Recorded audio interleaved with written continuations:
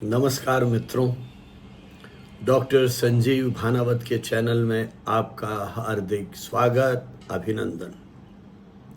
वर्ष 2030, मात्र 5 वर्ष का समय हमारे पास है और जिस तरह से तकनीक तेजी से बदल रही है, आज चर्चा होने लगी है कि क्या कहीं ऐसा तो नहीं हो जाएगा कि सन 2030 तक इंसान पिछली सदी की बात हो जाएंगे। जी हाँ दोस्तों, आज हम उस तकनीक की बात करेंगे जो 2030 तक इंसानों की तरह सोचने लगेगी और शायद कहीं उन्हें चुनौती भी देने लगे। गूगल की एआई अनुसंधान शाखा डीप माइंड ने हाल ही में एक विस्तृत रिपोर्ट प्रकाशित की है जिसमें आर्टिफिशियल जनरल इंटेलिजेंसी AGI के विकास, संभावित खतरों और सुरक्षा के उपायों पर चर्चा की गई है। यह रिपोर्ट 2 अप्रैल 2025 को जारी की गई थी। प्रौद्योगिकी की दुनिया तेजी से बदल रही है। कल तक जो साइंस फैंटेसी थी, विज्ञान कथाएं थीं, आज यथार्थ के रूप में धरातल पर उतर गई हैं। Artificial intelligence, robotics, artificial general intelligence AGI और मशीन लर्निंग जैसे क्षेत्रों में जिस तेजी से परिवर्तन हो रहा है, हम यह सोचने के लिए बाध्य हो गए हैं कि आने वाले वर्षों में मनुष्य की भूमिका क्या होगी। क्या 2030 तक हम एक ऐसे दौर में पहुंच जाएंगे जहां मनुष्य की प्रासंगिकता ही समाप्त हो जाएगी, मनुष्य हमारे लिए अप्रासंगिक हो जाएंगे? क्या 2030 तक हम एक ऐसे दौर में पहुंच जाएंगे जहां मनुष्य स्वयं अप्रासंगिक हो जाएंगे? उनकी प्रासंगिकता पर प्रश्न चिन्ह लगने लगेगा। ये मनुष्य, ये इंसान, ये व्यक्ति, ये लोग क्या पिछली सदी की बात बनकर रह जाएंगे? धीरे धीरे इतिहास बन जाएंगे? आज हम जिस तरह से AI का उपयोग कर रहे हैं, वह विशेष या सीमित प्रकार की बुद्धिमत्ता, या जिसे आप नैरो AI कहते हैं, वह प्रचलन में है।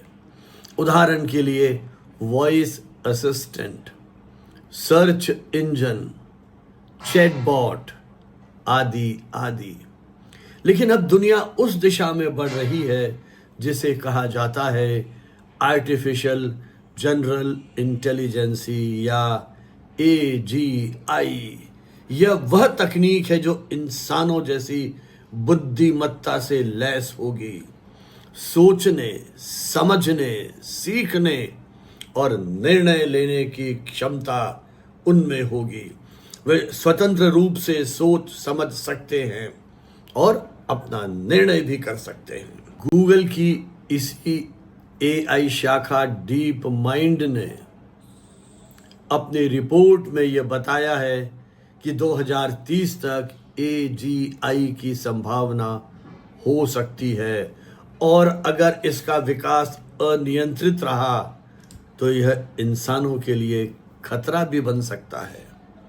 इतिहास इस बात का साक्षी है कि जब जब कोई नई तकनीक आई है, उसने इंसान के जीवन को पूरी तरह बदल दिया है। लेकिन AI ने केवल बदलाव को संकेतित नहीं किया है। AI केवल बदलाव नहीं लाया है, बल्कि वह तो मनुष्य की भूमिका को प्रतिस्थापित करने की दिशा में आगे बढ़ रहा है। ऐसे कौन से क्षेत्र हैं जहां AI ने हस्तक्षेप नहीं किया है? शिक्षा में देखिए, AI टीचर या AI ट्यूटर के रूप में वह विद्यार्थियों को उनकी क्षमता, उनकी रुचि के अनुसार पढ़ा सकने में सक्षम है, विद्यार्थी के सवालों का जवाब तुरंत दे देता है, और एक व्यक्तिगत शिक्षक जैसे आप ट्यूशन करते हैं उस तरह का भी आज से व्यवहार कर सकता है। कुछ चुनौतियां होंगी, लेकिन वो चुनौतियां धीरे धीरे समाधान की ओर भी बढ़ेंगी। चिकित्सा के क्षेत्र में देखिए, एआई एक सीमा तक आपके निदान को सुझा देता है। रोबोटिक सर्जरी संभव हो गई है। मेडिसिन्स खोजने में ये आपको सहयोग करता है, और कभी कभी तो ऐसा लगता है कि इसका जो डायग्नोसिस है वो चिकित्सकों से भी अधिक सटीक और प्रभावशाली है। और मीडिया में तो हम देख ही रहे हैं, एआई एंकर्स की बहुत बातें हो चुकी हैं, और अब तो ये एआई समाचार भी लिख रहा है, वीडियो भी बना रहा है, स्क्रिप्ट भी तैयार कर रहा है। ऐसे में ये सवाल उठना स्वाभाविक है कि जब ये सारे काम मशीन करने लगेगी तो इंसान भला क्या करेगा। ऐसी स्थिति में हम वर्ष 2030 को एक प्रतीकात्मक वर्ष मान सकते हैं। विशेषज्ञों का यह मानना है कि अगले 5 वर्षों में एआई जिस तरह से छलांग लगाएगा वह मानव सभ्यता के लिए एक निर्णायक मोड़ होगा। यह तब होगा जब इंसान पूरी तरह तकनीक से नियंत्रित हो जाएगा। ऐसी स्थिति में मनुष्य अपनी मौलिकता खोने लगेगा, अपनी रचनात्मकता को खो देगा, और केवल उसका यूजर या उपयोगकर्ता बन के धीरे धीरे अपनी प्रासंगिकता को भी खो देगा। क्या वह सचमुच अपनी प्रासंगिकता खो देगा? यह सवाल केवल तकनीकी नहीं है, इसके पीछे गहरा दर्शन और नैतिक मूल्य जुड़े हुए हैं। इंसान की पहचान केवल काम से नहीं, उसकी संवेदनशीलता से होती है। उसकी पहचान उसकी नैतिक मूल्यों से होती है। उसकी पहचान उसकी निर्णय लेने की क्षमता से होती है। एआई सब कुछ सीख सकता है, लेकिन चुनौती यह है कि या वह मानवीय भी हो सकता है। क्या एआई में करुणा होगी? क्या वह साहित्य सृजन कर पाएगा जिसमें आत्मा का वास हो, जो मनुष्य की संवेदनाओं को, उसके एहसासों को कहीं छू पाए? क्या वह प्रेम, त्याग और बलिदान जैसी उच्च भावनाओं को समझ पाएगा? क्या कभी रोबोट प्रेम कर पाएगा? यह सवाल जितना विज्ञान से जुड़ा है उतना ही हमारे दिल के भी करीब है। रोबोट में एक एल्गोरिदम होता है और इंसान में अनुभव होता है। रोबोट नियमों से चलता है, इंसान रिश्तों से चलता है। भावनाएं कोडिंग में नहीं होती हैं, भावनाएं कोड में नहीं लिखी जा सकती हैं। यह तो हमारे जीवन के एहसासों में, जीवन की संवेदनाओं में बसती हैं। तकनीक तेजी से आगे बढ़ रही है, लेकिन क्या यह तकनीक हमारी भावनाओं को कभी आर्टिफिशियल रूप में बना सकती है? ये बहुत सारे प्रश्न हैं जो हमें भविष्य की संभावनाओं की ओर देखने के लिए मजबूर करते हैं। यदि एआई और मशीनें हमारे परंपरागत कार्यों को करने लगेंगी तो इंसान की भूमिका का क्या होगा? क्या भविष्य का इंसान विचारक बन सकेगा, दार्शनिक होगा, मूल्यों का सृजक होगा?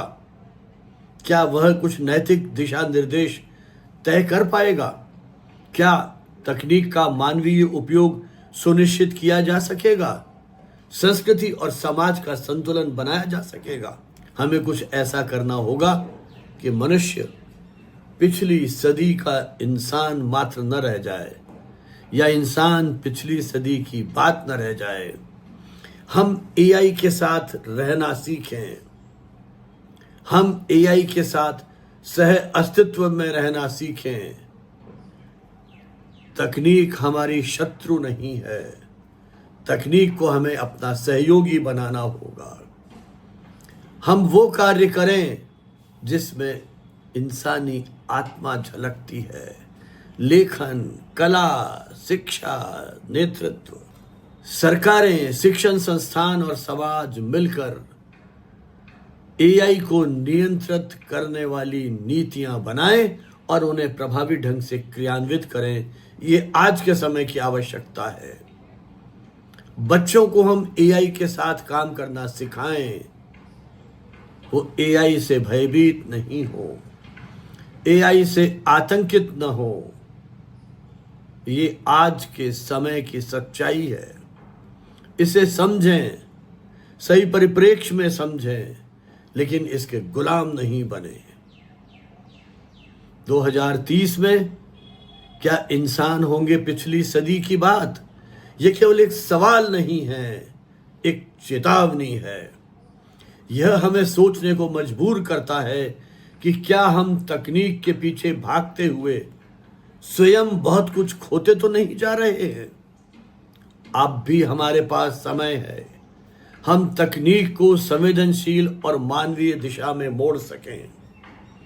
एआई हमारी सेवा करे, हमारा स्थान नहीं ले।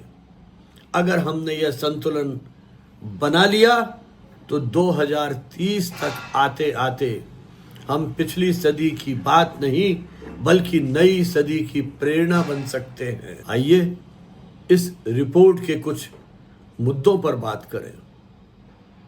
डीप माइंड है क्या? पहला सवाल तो यही उठता है। DeepMind technologies British artificial intelligence company है, जो गूगल की parent company mind technology Alphabet Inc की एक यूनिट है। वर्ष 2010 में डीप माइंड की स्थापना लंदन में की गई थी। इसके जो संस्थापक हैं वे थे डेमिस हासाबिस, जो एक ब्रिटिश एआई वैज्ञानिक और गेम डिजाइनर हैं। दूसरे हैं शैन लैग और तीसरे हैं मुस्तफ़ा सुलेमान। 2014 में गूगल ने डीप माइंड को अधिग्रहित कर लिया। उस समय इसे लगभग 3000 करोड़ रुपए में खरीदा गया था। अल्फाबेट इंक गूगल की पेरेंट कंपनी तो है, लेकिन यह एक अनुसंधान इकाई है, रिसर्च यूनिट है। डीप माइंड का लक्ष्य है solve intelligence and then use that to solve everything else, अर्थात सबसे पहले बुद्धिमत्ता को हल करो और फिर उसका उपयोग करके बाकी समस्याओं को दूर करो। यह company artificial general intelligence AGI के विकास पर केंद्रित है। एक ऐसा एआई जो इंसान जैसी सामान्य बुद्धिमत्ता रखता हो। अप्रैल 2025 में इस कंपनी ने जो रिपोर्ट जारी की उसका नाम है taking a responsibility path to AGI, AGI की ओर जिम्मेदार रास्ता। इसकी मुख्य बातें क्या हैं? 2030 तक एजीआई संभव है, अर्थात यह रिपोर्ट इस बात की ओर संकेत करती है कि 2030 तक मानव सोच रखने वाली एआई सिस्टम तैयार किया जा सकता है। इस रिपोर्ट में कहा गया है कि 2030 तक मानव जैसी सोच रखने वाला एआई सिस्टम बनाया जा सकता है। ये एजीआई स्वास्थ्य, जलवायु, शिक्षा, विज्ञान, इंजीनियरिंग जैसे क्षेत्रों में क्रांतिकारी बदलाव ला सकता है। अगर इसे नियंत्रित नहीं किया गया तो फिर हमारे सामने अनेक तरह के खतरे आ जाएंगे और स्थितियां मानवीय नियंत्रण से बाहर हो जाएंगी। 4 तरह के खतरे डीप माइंड ने बताए हैं मुख्य रूप से। पहला मिसयूज, दुरुपयोग। दूसरा गलत निष्कर्ष या फैसले, मिस जनरलाइजेशन। तीसरा तकनीकी त्रुटियां, डिजाइन फ्लॉज। और चौथा एआई का नियंत्रण से बाहर हो जाना, इमरजेंट रिस्क्स। डीप माइंड का यह भी वादा है कि वे एजीआई को जिम्मेदारी के साथ मानवता की भलाई के लिए और वैश्विक सहयोग विकसित करने के लिए तैयार करेंगे और हम ऐसा संकल्प लेते हैं कि इसका उपयोग मानव हित में किया जाएगा। डीप माइंड की बहुत सारी उपलब्धियां भी रही हैं। एल्फागो पहला एआई जिसने 2016 में गो गेम में विश्व चैंपियन को हराया था। अल्फा फोल्ड यह सिस्टम वैज्ञानिकों को प्रोटीन संरचनाओं को सटीकता से समझने में मदद करता है और दवा अनुसंधान के लिए यह क्रांतिकारी कदम है। वेवनेट यह तकनीक एआई आधारित वॉइस जनरेशन के क्षेत्र में एक प्रमुख उपलब्धि है। जब हमने गूगल असिस्टेंस का इस्तेमाल करना शुरू किया, प्रश्न है एजीआई है क्या? आर्टिफिशियल जनरल इंटेलिजेंस एजीआई एक ऐसी प्रणाली है जो विभिन्न कार्यों को इंसानों की तरह समझकर हल करने की कोशिश करती है या उसमें सक्षम हो सकती है, जो अपने अनुभव से चीजों को सीख लेती है और नई समस्याओं को खुद उनका समाधान ढूंढने के लिए क्षमता रखती है। डीप माइंड न केवल एआई के क्षेत्र में एक शोध की अग्रणी संस्था है, बल्कि उसने एजीआई जैसे संवेदनशील विषयों को लेकर अंतर्राष्ट्रीय विमर्श को भी गंभीरता से प्रभावित किया है। उसकी ताजा रिपोर्ट में हम इस बात का एहसास कर सकते हैं कि एआई केवल तकनीकी क्रांति नहीं है, बल्कि एक नैतिक और सामाजिक परिवर्तन का माध्यम भी हो सकता है, अगर इसे जिम्मेदारी के साथ उपयोग किया जाए। 21वीं सदी की सबसे रोमांचक और चुनौतीपूर्ण क्रांति है AI. Machine learning, neural networks और जनरल इंटेलिजेंस के बढ़ते प्रयोगों ने जहां एक और मनुष्य जीवन को सुविधाजनक बना दिया है, वहीं अनेक तरह की दुविधाएं भी उसके जीवन में उत्पन्न कर दी हैं। इस तकनीक ने यह चिंता भी उत्पन्न की है कि यदि इसे नियंत्रित नहीं किया गया तो यह भविष्य में मानव अस्तित्व के लिए भी गंभीर खतरा बन सकती है। गूगल की एआई रिसर्च शाखा डीप माइंड ने इस आशंका पर विशेष ध्यान दिया है, विशेष बल दिया है, क्योंकि इसने स्पष्ट कहा है कि 2030 तक एजीआई विकसित हो जाएगी और इसे नियंत्रित नहीं किया गया तो यह पूरी मानवता को स्थायी रूप से नष्ट कर सकने में भी सक्षम है। यदि इस एआई का जानबूझकर गलत उपयोग करेंगे तो यह मानवीय सभ्यता के लिए निश्चित रूप से एक बड़ा खतरा होगी। उदाहरण के लिए एआई का इस्तेमाल fake news video, cyber crime के माध्यम से आतंकवाद और असामाजिक गतिविधियों को हम व्यापक रूप से प्रसारित कर सकते हैं। आर्टिफिशियल इंटेलिजेंस सिस्टम मनुष्य की तरह सोचने की क्षमता तो विकसित कर लेगा, लेकिन उसमें नैतिक विवेक होगा या नहीं, ये बहुत बड़ा प्रश्न है। यदि एआई ने किसी स्थिति को सही तरीके से नहीं समझा तो वह ऐसे निर्णय ले सकता है जो मानवता के लिए खतरनाक होंगे। उदाहरण के लिए यह आशंका है कि वह मनुष्य को ही, अपने ही नागरिकों को एक खतरे के रूप में देखने लगे।